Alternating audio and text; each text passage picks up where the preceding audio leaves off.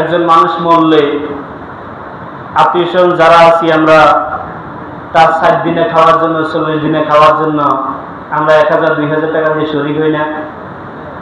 কিন্তু সত্যিকার কথা হলো আপনি যে 60 দিন না করেন 40 দিন না করেন, ইসলামে এগুলোর কোনো ভিত্তি নেই, কোনো কি নেই, ভিত্তি নেই। এটা সওয়াবের চেয়েও পাওয়া হয় বেশি। কারণ আপনি খাওয়াইছেন যাইবার সময় খাই যাইবার সময় বদনাম করা হয়তো লবণ হয় না, জাল বেশি গেছে, গোস্ত সিদ্ধ হয় নাই, কথা বুঝতে পেরেছেন?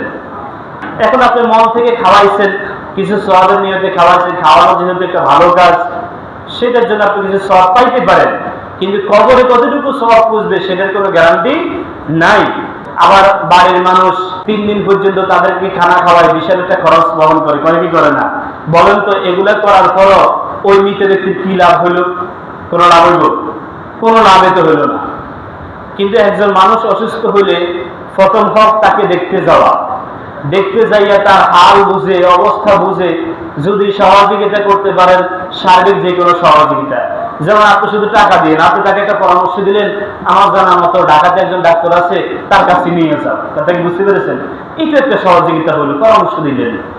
তো ঠিক তেমনি আমরা আর্থিক সহযোগিতা করা। কিন্তু একজন মানুষ অসুস্থ হলে তাকে দেখতে গেলে গোটা দিন 70,000 ফেরেশতা আপনার ক্ষমার জন্য আল্লাহ তাআলার কাছে দোয়া করতে থাকে, সুবহানাল্লাহ।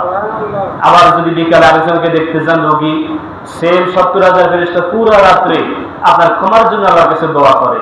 তাহলে অপরন্ত সওয়াব আমরা শুধুমাত্র দেখতে গেলে পাই। কিন্তু একজন অসুস্থ ব্যক্তিকে যদি আপনি সাহায্য সহযোগিতা করেন, সামান্য কিছু টাকার কারণে এই ব্যক্তি সুস্থতা লাভ করলে সারাটা জীবন আপনার প্রতি সে কৃতজ্ঞ থাকবে।